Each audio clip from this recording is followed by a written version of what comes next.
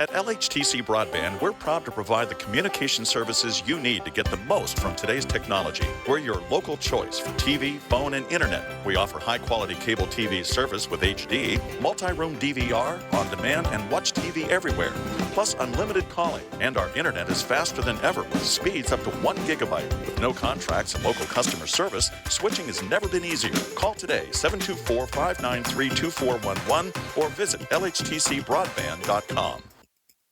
Good morning, this is Louise Bates and I welcome you to Laurel Highlands Happenings on 97.3 Light FM and 1480 WCNS. Laurel Highlands Visitors Bureau would like to thank our sponsors, Lake Erie College of Osteopathic Medicine at Seton Hill and Mountain Pines Campground, creating family fun and fond memories. I'm here the first Saturday of every month to share with you the latest happenings in the Laurel Highlands, places to visit, events to enjoy and things to do. It's hard to believe that summer is at an end. It always seems to go too fast. But on the plus side, we have beautiful fall foliage to enjoy in our future. Pumpkins, apples, Halloween, shenanigans, Christmas mornings and fall festivals aplenty.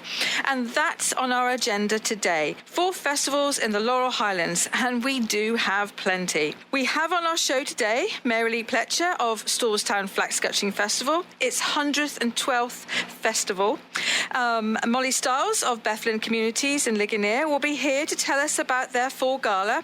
And to round it off, we have Brian Reedy returning to tell us more about the FestiFall event at the National Park Friendship Hill. But there are also many, many more festivals to be enjoyed. This weekend, it is Fayette County Skylights Festival at Fayette County Fairgrounds. It's also the Farmers Threshermen's Jubilee in Rockwood and Mountain Craft Days at Somerset Historical Centre. They're all wonderful events, and I totally recommend taking a day trip to enjoy. And next weekend, it's time once again to enjoy Ligonier Highland Games as well. That's on the Saturday and Sunday at Idlewild. So if you'd like to learn more about any of these fall festivals in the region, please do visit our website, laurelhighlands.org, where you will find lots of events and coupons and a ton of information about the area. So do go and visit the website. But let's start now. No further ado, let's fall into fall festivals and welcome our first guest, which is Mary Lee from Stallstown Flax Scutching Festival. Good morning, Mary Lee. Thank you for the invitation to share our festival with you. Well, it's good to see you, and it's a great festival. This is the 112th annual Stallstown Flax Scutching Festival. Wow. Now, it's next weekend, September the 14th and 15th. For those listeners that are not familiar with this festival, can you give us a quick rundown of, what is flax scutching, why Stallstown, and where are you located? Flax scutching, flax is the plant, scutching is actually one of the processes to make linen cloth, demonstrates how to make linen cloth from the simple flax plant. People are really familiar with cotton and wool and silk and synthetic products, but when it comes to linen, the question is, where did it come from? Right. And that's what we do. Okay, so you, I know you do demonstrations at the festival? Yes, we do. Okay. We do them at least every hour. Every hour. So is it from... So tell us about the demonstration. Are they from beginning to end, or...? They are mostly from beginning to end. The only part of it that we really can't do is the retting. Okay. That would be when you start to have the fibers starts to decay, and then you dry it again. That part is rather difficult for us to show. Okay, so you do all the other sort of processes. We do all the other processes. Just to hop back, why Stallstown? Was it an area that was known for this traditional craft? What it was is our founder, Ian Miller, who was a businessman and Justice of the Peace in Stallstown, decided that this art should not be forgotten. Okay. So he created the Flax Scutching Festival and invited people from all around the area. Now picture 1,400 horse and buggies at the first festival. Wow, that's pretty cool. And is this one of the longest running festivals, like flax scutching festivals in the country? We are. We're actually the only one at this point in the Western Hemisphere. Wow, that is pretty impressive. Okay. All right. So you're doing demonstrations of this scutching. So people can, and that's on the hour, so people can kind of learn more about it. But there's a load of other activities going on at the festival, isn't there? I've got a whole list here of items that are going on. So you have living history encampments. Right, which would be showing Proctor's Militia is there, as well as our Civil War groups.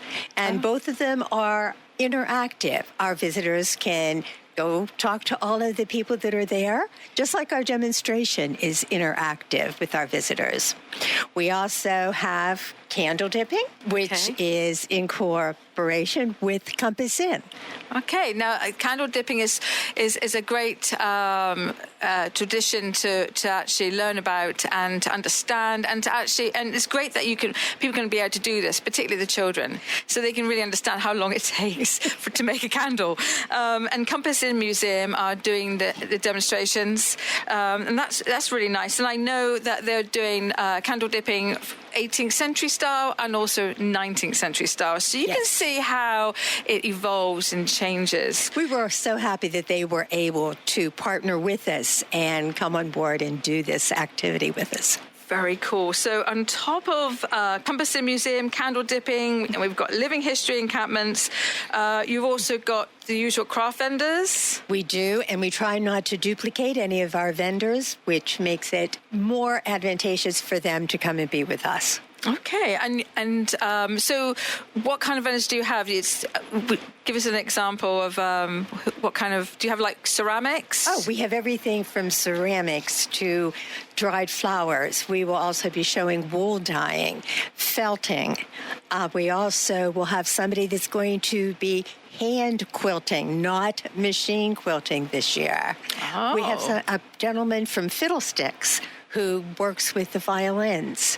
There are many things that you can see at our festival. So that's nice. So you can watch, learn, and also purchase too, right? Yes. That's always good. That's always good for our vendors. Absolutely. And we do have a children's area. Okay. And they have done quilt squares. They have also done small blackboards. They made whirligigs. Now, there's one you can look up.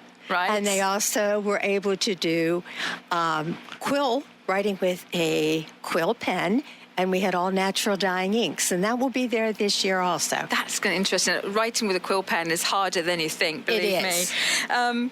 So you're doing hay rides this year again? Hay rides, some things actually age out, and our hay ride as we had it before is not exactly going to be there this year. Ours this year is going to be a wagon and horses drawn. Okay. So it is totally a new experience for our visitors. So that's nice. It's nice to switch it out and do something different. I do think that. So that'd be cool for the kids. Do you have the petting zoo this year? No petting zoo this year. No petting zoo. No. Okay, that's good to know. So activities for the kids. You have live music, as usual, on the stage. All day long, and that's part of your $4 admission. Okay, and I have the entertainment schedule in front of me, and I'm just running down. We have Patsy Cline, we have Cindy G Bluegrass on Saturday, and then on Sunday you have Caitlin Rose, and you've got also Jacob's Ferry Stragglers too. Yes. So that's a nice entertainment schedule. That'll be going throughout the day. Tell us about the food booths too. The food booths, we have actually 3 larger kitchens. One is the buckwheat kitchen, the regular country kitchen, and our soup kitchen, and it does exactly that. Our buckwheat kitchen this year also has pancakes. We have been asked to change it up just a little because as time goes on, buckwheat is not necessarily the most popular, although it is in our festival.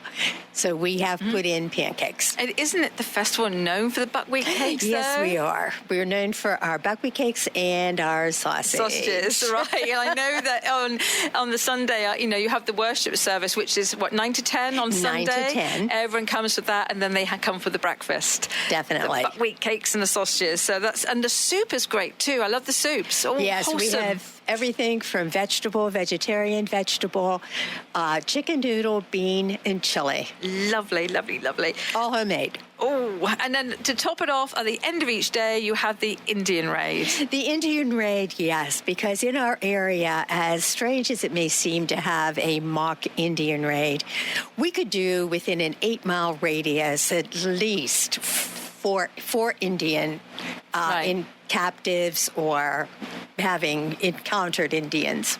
Right. So the Indian raid, it just is kind of like a collection of lots of different stories that happened, and it's very dramatic. You have basically there's a cabin and it gets raided by Indians, and then tell us more. the cabin gets burned down, right? The cabin does get burned, yes. And we have it for 2 days, so we've had a lot of volunteers building cabins, believe me. Okay, so that is a fun thing to watch. And they narrate the story. They do narrate the story, which makes it so much more interesting in understanding why it happens. Okay. So that's on both days. 5:30 for Saturday, 4:30 for Sunday. Quickly, anything else? Admission. Our admission is $4 per person. Under 12 is free. Our hours are Saturday from 9 to 6 and Sunday 10 to 5. Okay. Don't forget the worship service, though, 9 o'clock is at on 9 Sunday. o'clock, and we basically do close down at that time. Okay, so I think that's about it. We're running out of time. If people want to learn more about it, you do have a website, which is flaxscutching.org. Okay. We also post a lot on Facebook, and we do keep that up to date daily.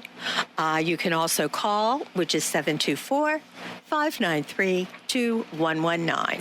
Fantastic. Thank you very much, Marilee. I wish you have a great weather for the festival, and you have a cracking, great, wonderful time. Okay. Thank you. Thanks for being a guest. Thanks for the invitation. If you've just joined us, you are listening to Laurel Highlands Happenings. We thank our sponsors, Lake Erie College Osteopathic Medicine at Seton Hill and Mountain Pines Campground, creating family fun and fond memories. It's time to switch fall events now, and we welcome Molly Stiles, Director of Marketing and Interim Director of Human Resources of Bethlen Communities in Ligonier. Good morning, Molly. Welcome to Laurel Highlands Happenings. Good morning, Louise. It is great to be here. I'm thrilled you're here. Now, I have to confess, I don't know that much about Bethlen Communities, so do share just a little overview of the organization. Bethlen Communities actually started as an orphanage in 1921. And as the caretakers of the orphans started to age, that's when we realized, well, we need to take care of them. So Bethlen Home for the Aged opened up, which leads to today, where Bethlen is a continuing care retirement community with independent living, skilled nursing, a personal care home, home health hospice, companion care, and the Graceful Aging Wellness Center. Lovely. So how many residents do you have in total? Bethlen Home has 96 beds, and Ligonier Gardens has 72 beds, and then we have quite a few home services clients. Yes. Oh, quite big then.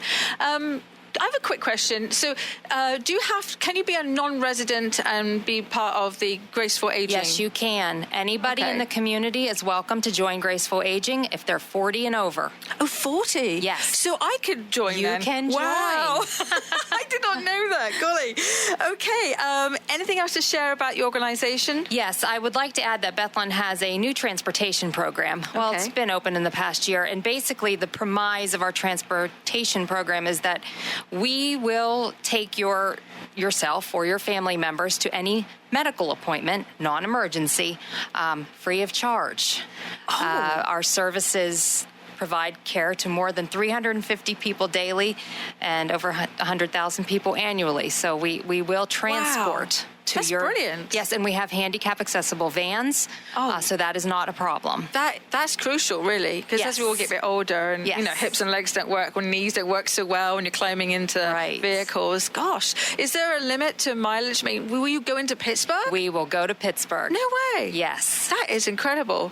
Now, I guess this goes into my next question is that you've got a fundraiser coming up. Yes. Right, which is a fall gala, which is helping to fund this transportation program. Correct. Okay, so tell us about your gala. It sounds wonderful.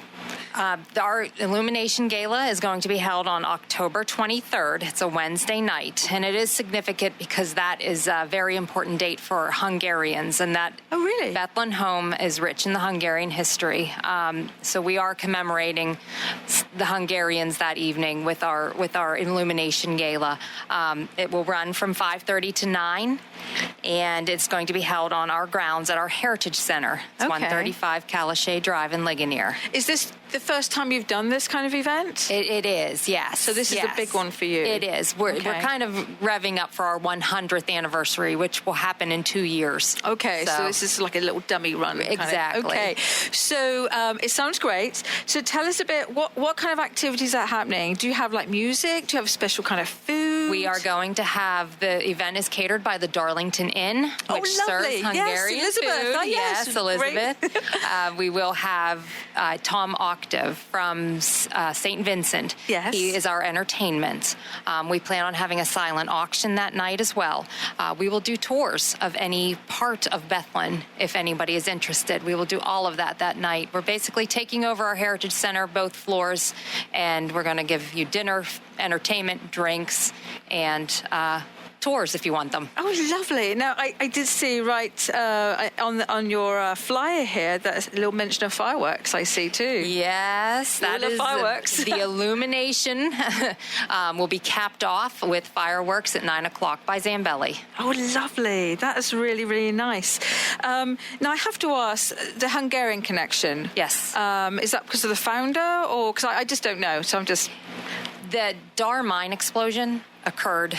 That's when our orphanage opened. Right. The Dar mine exploded. A lot of the men working in the mine were Hungarian. Oh, really? So the Hungarian Reformed Federation of America is the link.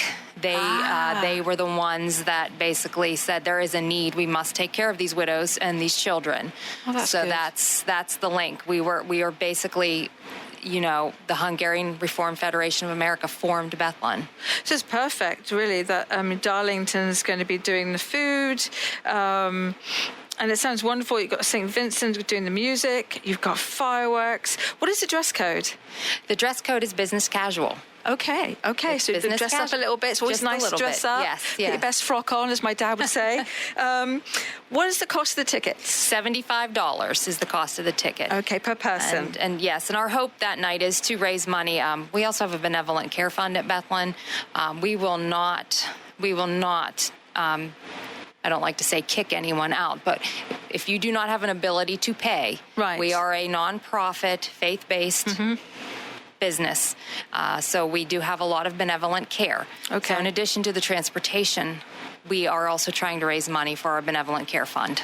That's very nice. And it's very nice that you say that. So there's always room at the inn, which goes back to the Bible, right? Yes.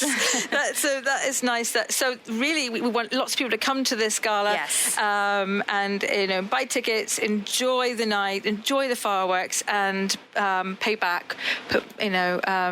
Help fundraise for this transportation and fund that you're doing. We are running out of time very quickly. Is there anything else you would like to share with us that's happening at Bethlen? No, I do invite the community to schedule a tour and come out and look at Bethlen. We have so much to offer there. So much. I do check out your website and your Facebook page, and I do recommend everyone else to too, because you've got some lovely images on there. Yes. Very active senior ladies, yes. And doing lots of great things. You have lots of classes and programs and workshops and keep fit stuff. Everyone looks like they're having a blast up at Bethlen. We do. We're in the business of aging gracefully. Absolutely. Still from Graceful Aging Wellness Center. And it's for 40 plus. Yes, it is. Fantastic. Before we go, can you just share your website address? Yes, our website is www.bethlen.com, Bethlen. And if anybody's interested in tickets, they can just give me a call, 724-238 2235. Is there a deadline to buy tickets? I'm going to say about a week prior to the 23rd. So it's the Illumination Gala. Sorry, it's my Britishness kicking in, at the Bethlen Communities, October the 23rd. That is a Wednesday night. Tickets are $75 per person, and it includes fireworks. Yes, it does. How brilliant. Well, thank you so much, Molly, for coming on the show. Also, check them out on Facebook, too, which is Bethlen Communities. Correct. All right, I think we are good to go. Thank you so much. Good luck. Thank you, Louise. Have you just tuned in? You are listening to Laurel Highlands Happenings, brought to you this month by Lake Erie College of Osteopathic Medicine at Seton Hill and Mountain Pines Campground, creating family fun and fond memories. We welcome back to the show today National Park Chief of Interpretation and Site Manager, Brian Reedy. He's our final guest. Brian is representing National Park Friendship Hill today and is going to give us some more info about an annual fall event that will be happening at the site. So good morning, Brian. Welcome back to the show. Good morning. How are you? I am very well. Now, I have been to Friendship Hill. It's a lovely, lovely site.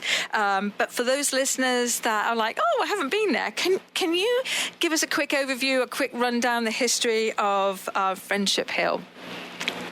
Well, Friendship Hill is the home of Albert Gallatin, an individual who is not well known in history, but immigrated to the United States and would devote 50 years of his life to public service, serving the state of Pennsylvania, also the Congress of the United States, both houses, and then most notably as Secretary of the Treasury under Presidents Jefferson and Madison, where he would be instrumental in financing the Louisiana Purchase and Lewis and Clark's expedition. Wow. And Friendship Hill was meant to be his home. He really didn't do anything famous there, but we use it as a vehicle to tell his story. Great. And it is a lovely location. Can you tell the listeners where it is actually located in the Laurel Highlands? Yes, it's located in Spring Hill Township, so it'd be the southeast corner of Fayette County along the Monongahela River, midway between Uniontown, Pennsylvania, and Morgantown, West Virginia. It is a beautiful, beautiful views. It's a lovely site. Totally recommend to go and give it a visit. So this guy, he was a bitty chap, really, wasn't he? But he did have a little sad story at the very beginning when he arrived at Friendship Hill. Do you want to share a little bit about that? Oh, yes. He got involved in land speculation, and his travels would often take him to Richmond, Virginia, to put those claims in, and there he stayed at a boarding house, the Allegri boarding house, and he fell in love with the landlady's daughter, Sophia, and the future mother-in-law was not happy with the proposed arrangement, so Gallatin and Sophia eloped. Unfortunately, after 5 months of marriage, he brought her to Western Pennsylvania. She would pass away, and that's always one of the lingering mysteries is what did she die from and where exactly she is buried. We know it's an unmarked grave somewhere on the property. Oh, it's such a sad story, especially after 5 months, only 5 months of marriage. But he did go on to remarry, didn't he? Yes, he did. He traveled to New York City and fell in love with a woman named Hannah Nicholson. 55 years of marriage and 6 children. Gosh, brilliant. So happy ending in the end. Now, let's just skip to FestiFall, because this is an event you do every year at the site. It's coming up September the 28th, which is Saturday, and the 29th, Sunday. Tell us a little bit more about that. That's one event I have not been to, which I'd like to go to. It's an event that we've been running at the park for almost 35 years. The Friendship Hill Association, our Parks Friends group, came into being in the early 1980s as a means of helping to protect the site, and shortly after the park was put together. And they needed a means to help raise money, so they created initially just a one-day event. It was a day of food, music, and crafts devoted to the time period in which Gallatin lived, which would be the period from the 1780s when he acquires Friendship Hill all the way up to the 1830s. And it's grown to become a 2-day event, and it's quite popular. Last year, we drew nearly 6,000 visitors for the 2-day event. Gosh, that's a lot. Golly, that's really good. Wow. How many vendors do you have there? We generally have anywhere from a half dozen to a dozen vendors. The Friends Group also has soup available and sandwiches and drinks, and the bakery has some fine, delicious sweet food. So it's a great opportunity to meet folks. I kind of joke and kind of refer to it as little township get-together. It draws folks from all over, but a lot of the locals like to come there as a means, kind of like a little family picnic and get-together, and a way of sharing their stories and learning more about Gallatin. Oh, that's nice. It's a nice location, I can see, to do picnics. You mentioned there's music and there's crafts. Is it traditional crafts you're demonstrating? Traditional, like mountain music? Yes, the crafts are from the time period. We've had people who've done basket weaving, blacksmithing. The music, again, is from that time period. We'll sometimes have music, mountain dulcimers. I know this year the Morgantown, West Virginia band is coming up, the Fife and Drum group, I should say, Mountaineer Fife and Drum. And we also have a visit from the Old Guard. That's the group that's down out of Arlington at Fort Meyer. They're going to come up on Saturday and do some performing of fife and drum. Okay, this is great. So can you also, at the same time as you're doing this fourth event, can you also still have tours of the house?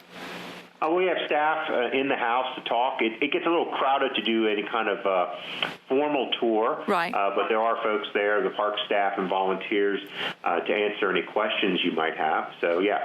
Okay, so that's nice to know. So, is there any admission cost for the fall event?